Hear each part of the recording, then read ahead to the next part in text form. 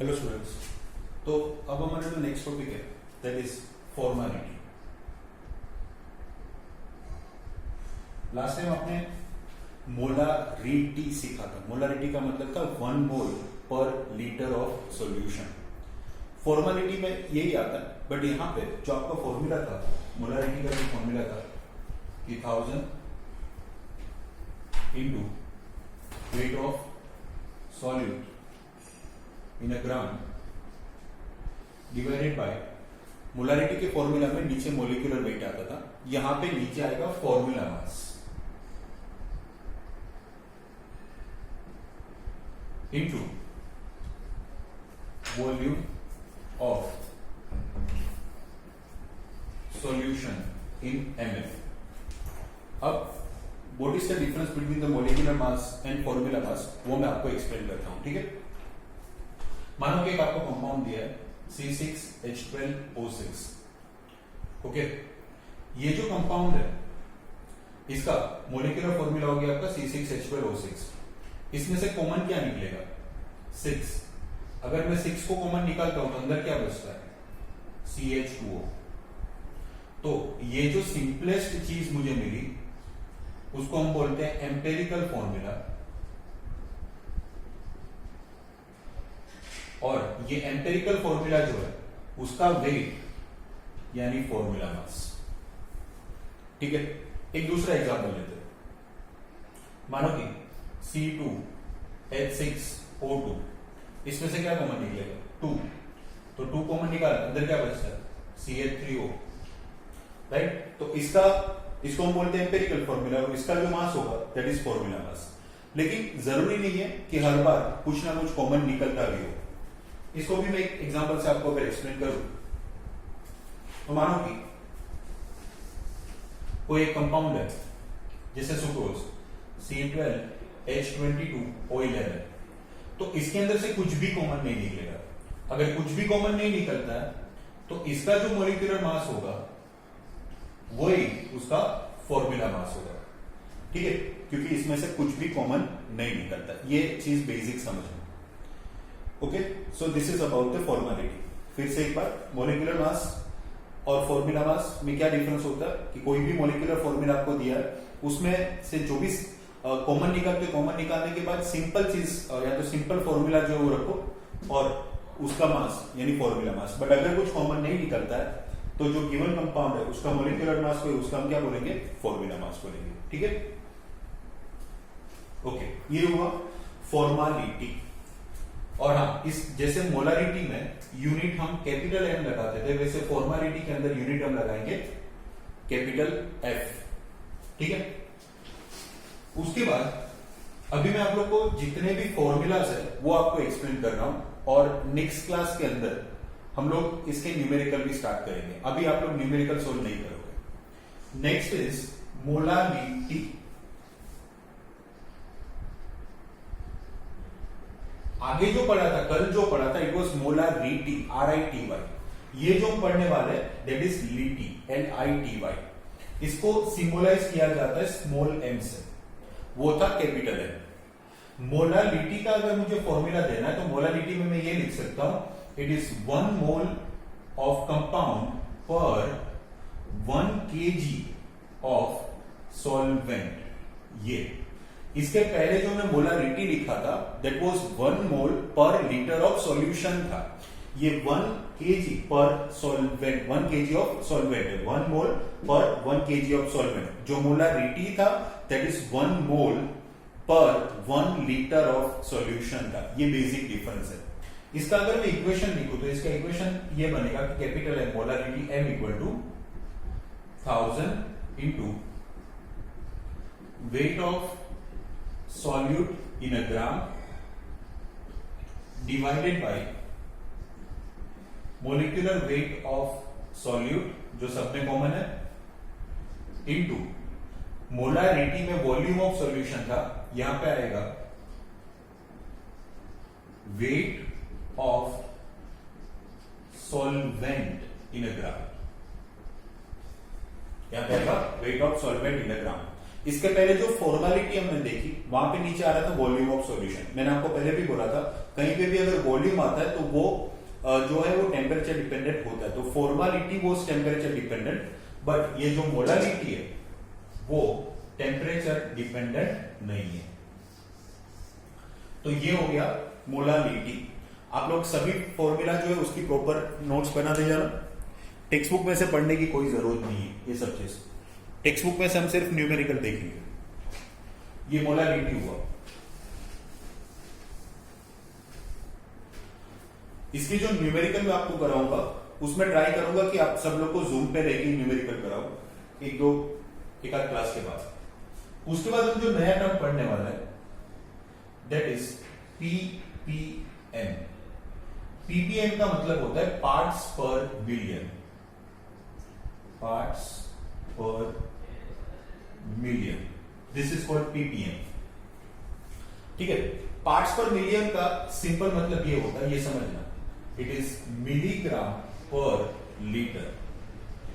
यानी कोई भी कंपाउंड 1 मिलीग्राम ले लो आप और उसको 1 लीटर सॉल्वेंट के अंदर डाल दो तो आप बोल सकते हो कि वो जो सॉल्यूशन बना उसका कॉन्सेंट्रेशन 1 ppm है। I repeat, parts per million का मतलब होता है मिलीग्राम पर लीटर, यानी कोई भी कंपाउंड का 1 मिलीग्राम ले लो आप और उसको 1 लीटर सॉल्वेंट के अंदर आप डाल दो, ठीक है, तो उसका जो सॉल्यूशन बनता है उसका जो कॉन्सेंट्रेशन होता है वो 1 ppm होता है। ठीक है, इसका फॉर्मूला कुछ ऐसा होता है कि ppm parts per million is equal to weight of solute divided by volume of solution into 10 to the power 6। ये इक्वेशन बनेगा आपका। मिलियन है इसलिए हमने यहां पे क्या लिया 10 to the power 6। आपको फॉर्मूला याद रखना है बेसिकली, ये तो सिर्फ आपको एक्सप्लेन करने के लिए कि ये होता क्या है। दैट इज मिलीग्राम पर लीटर। कोई भी सॉल्यूट 1 मिलीग्राम लेने के बाद उसको 1 लीटर सॉल्यूशन के या तो वाटर के अंदर आप डाल देते हो, तब जो कॉन्सेंट्रेशन होता है दैट इज 1 ppm। अच्छा, 1 ppm मेजर करने के लिए हम एक और इक्वेशन भी यूज कर सकते हैं, क्योंकि ppm जो है ना वो दोनों के लिए एप्लीकेबल है। ppm कैन बी एप्लीकेबल हो परसेंटेज w बाई v के लिए भी है और परसेंटेज w बाई w के लिए भी। यानी ये इक्वेशन में मैं एक और इक्वेशन लिख सकता हूं कि that is wait of solute. अच्छा, वेट यहां पे ग्राम में होगा, यहां पे भी ग्राम में, ये तो हमने 10 to the power 6 लिखा इसलिए मिलियन आ गया। Wait of solute in a gram divided by weight of solution in a gram into 10 to the power 6। यहां पे वॉल्यूम ऑफ सॉल्यूशन है वो आएगा ml। मींस कहने का मतलब ये हुआ कि पीपीएम के अंदर आप दोनों ले सकते हो, W बाई V यानी वेट अपन वॉल्यूम भी ले सकते हो और W बाई W भी ले सकते हो यानी वेट अपन वेट। ठीक है, तो इसको हम बोलते हैं पार्ट्स पर बिलियन। जनरली ये पार्ट्स पर बिलियन जो है ना वो फार्मास्यूटिकल इंडस्ट्रीज वगैरह जो होते हैं वहां पे अगर लो कॉन्सेंट्रेशन जो होता है ना वो मेजर करने के लिए पार्ट्स पर बिलियन यूज होता है। उसके बाद अगर हम बात करें तो मोल फ्रैक्शन,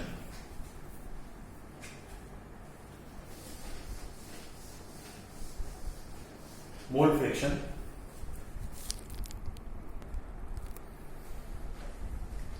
नेक्स्ट अगर हम टर्म समझे तो मोल फ्रैक्शन है। मोल फ्रैक्शन का मतलब होता है, एक एग्जांपल से मैं आपको एक्सप्लेन करता हूं। एक्चुअली मोल फ्रैक्शन का फॉर्मूला ये होता है कि mole fraction is equal to mole of given component divided by total mole. मैं आपको एक्सप्लेन करता हूं।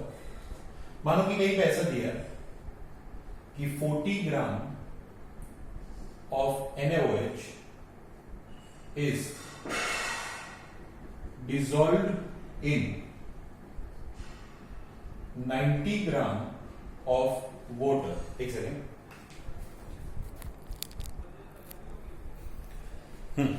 तो 40 gram of NaOH is dissolved in 90 gram of water.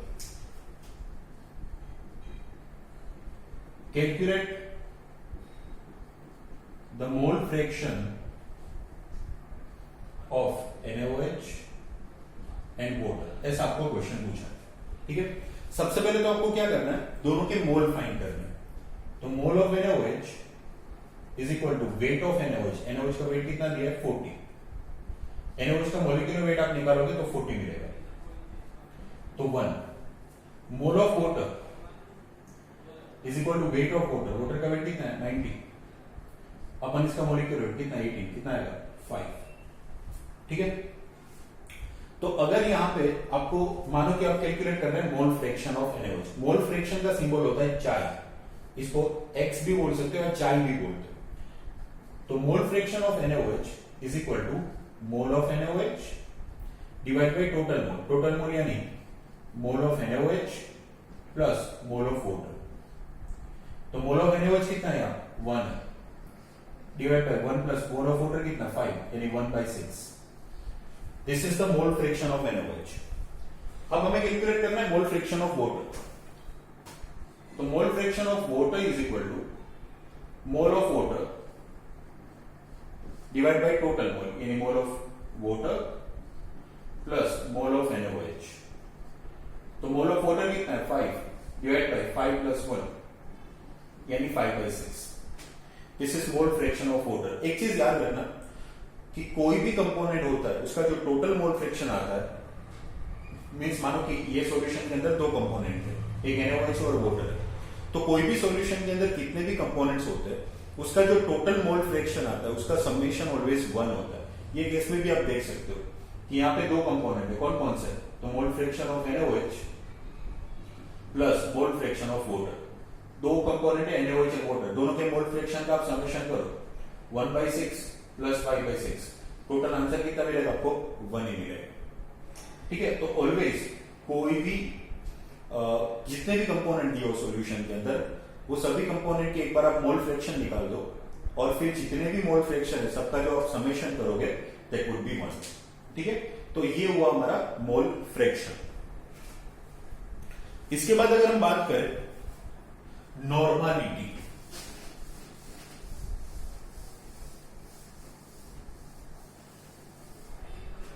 समझना थोड़ा यहां पे।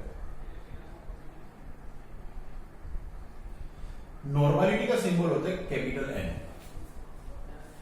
नॉर्मलिटी का फॉर्मूला ये होता है कि normality N equal to 1000 into weight of solute in a gram divided by equivalent weight of solute into the volume of solution in ml। ठीक है, अब यहां पे हाँ, तो नॉर्मलिटी का हमारा इक्वेशन है 1000 into weight of solute upon equivalent weight of solute into volume of solution in ml। यहां पे फिर से एक नया टर्म आ रहा है, देखो सब मोलारिटी फॉर्मूला देखो, फॉर्मालिटी फॉर्मूला देखो, सबके अंदर सिर्फ चेंज यहां पे होता था। मोलारिटी के अंदर यहां पे मोलिकुलर वेट था, फॉर्मेलिटी के अंदर यहाँ पे फॉर्मूला मास था और नॉर्मलिटी के अंदर यहाँ पे इक्विवेलेंट मास है। अब एक और चीज आपको बता देना चाहता हूं कि ये इक्विवेलेंट मास जो है वो कैसे कैलकुलेट किया जाता है, वो डिटेल में हम ये चैप्टर में बहुत डिटेल में पढ़ने वाले हैं, बट न्यूमेरिकल के लिए जितना भी काम आने वाला है वो मैं आपको अभी एक्सप्लेन कर देता हूं। अभी जो भी मैं आपको एक्सप्लेन कर रहा हूं वो न्यूमेरिकल के लिए जो काम आएगा वो, बाकी एज अ सेपरेट टॉपिक हम पढ़ेंगे कि इक्विवेलेंट वेट क्या होता है और उसको हम कैसे कैलकुलेट करेंगे। तो अभी मैं आपको जो सिखा रहा हूं इक्विवेलेंट वेट के लिए, वो जो न्यूमेरिकल में काम आएगा उसकी बेस पे सिखा रहा हूं, समझना थोड़ा। तो equivalent wait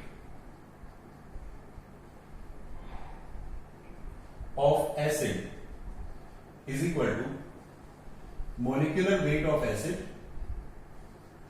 divided by its basicity. आपने एसिड बेस और सोल्ट चैप्टर 10th में ये पढ़ लिया कि एसिड की बेसिसिटी क्या है, फिर भी एक बार रिवाइज करवा देता हूं मैं आपको कि basicity of any acid is equal to the number of replaceable H plus ions from the acid। Number of replaceable H plus ion from the acid, यानी कोई भी एसिड में से कितने H plus निकल सकते हैं उसको हम क्या बोलते हैं, उसकी बेसिसिटी बोलते हैं। एक एग्जांपल से समझते हैं। कि मानो कि HCl है, तो इसका अगर मुझे इक्विवेलेंट वेट कैलकुलेट करना है तो उसका मॉलिक्यूलर वेट होता है 36.5 और इसकी बेसिसिटी HCl को आप डिसोशिएट करोगे क्या मिलेगा आपको H plus and Cl minus. तो इसकी जो बेसिसिटी है वो एक H प्लस रिप्लेस हो सकता है, तो डिवाइड बाय 1 यानी 36.5 ग्राम पर मोल। कहने का मतलब ये हुआ कि इसका जो मॉलिक्यूलर वेट है वही उसका इक्विवेलेंट वेट हुआ ये केस के अंदर। अब दूसरी अगर मैं बात करूं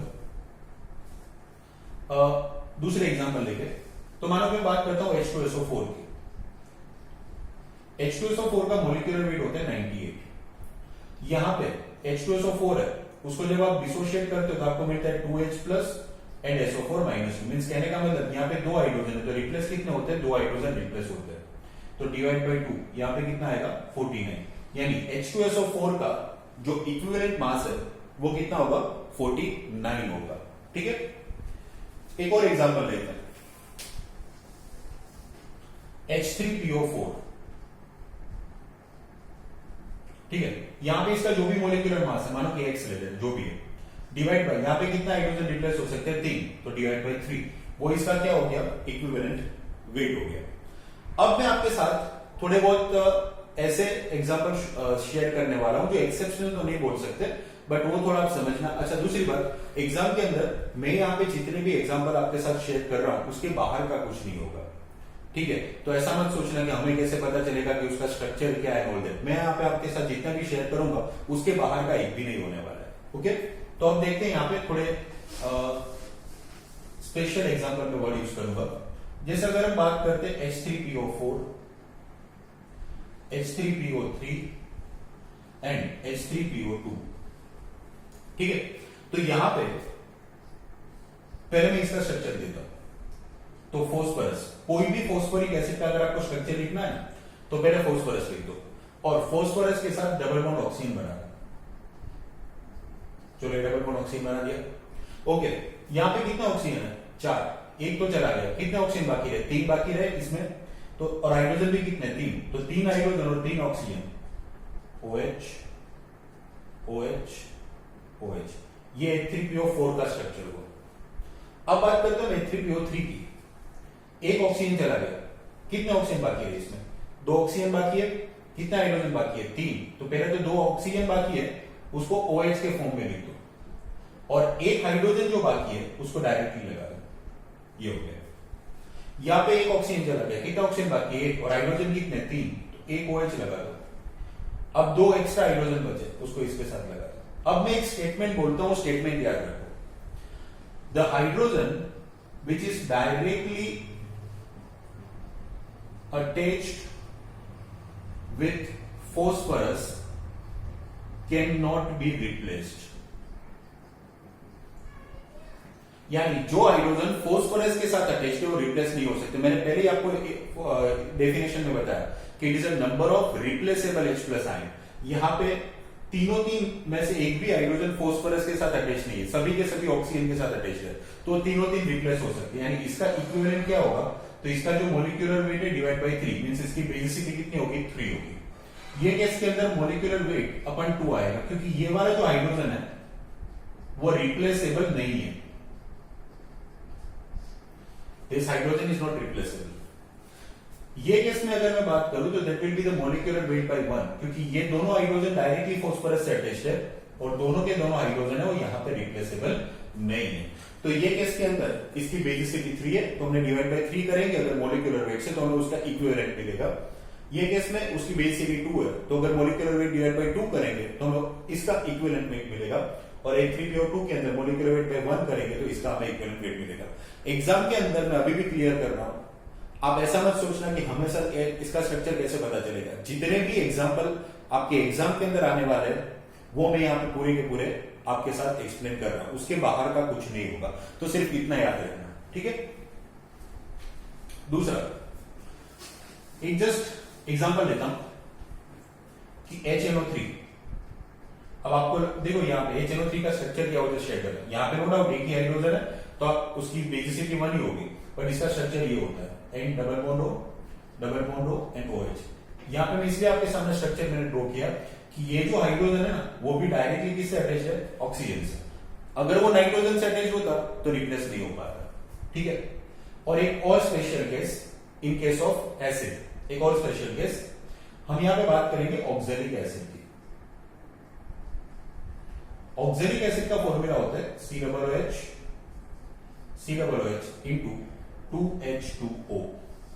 दिस इज ऑक्सैलिक एसिड। इसका अगर आप मोलिकुलर वेट इतने पोर्शन का कंप्लीट करते हो, एक्चुअली इसको ऑक्सैलिक एसिड डाइहाइड्रेट भी बोलते हैं, क्योंकि यहां पे 2H2O है। इसका अगर मोलिकुलर वेट ये 90 आएगा, इसका 18 टू 36, तो ये होगा आपका 126।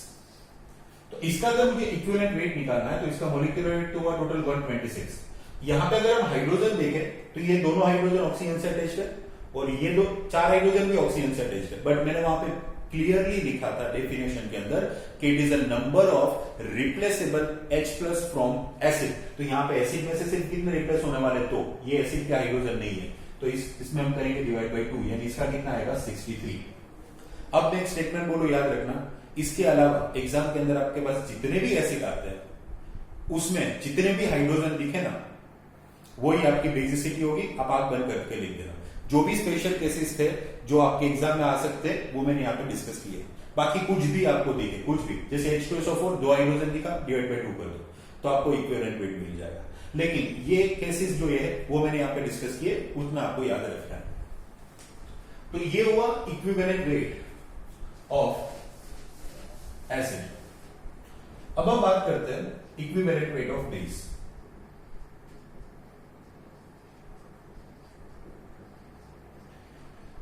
तो इक्विवेलेंट वेट ऑफ बेस जो होता है उसका मॉलिक्यूलर फॉर्मूला, उसका फॉर्मूला ये होता है molecular weight divided by acidity. तो बेस की एसिडिटी क्या होता है, तो the acidity of base is equal to number of replaceable OH minus from base. यहां पे आपको कोई एक्सेप्शनल नहीं है, जितने भी OH दिखे उससे डिवाइड कर दो। फॉर एग्जांपल NaOH है, इसका अगर इक्विवेलेंट वेट कैलकुलेट करना है तो NaOH का मॉलिक्यूलर वेट होता है 40।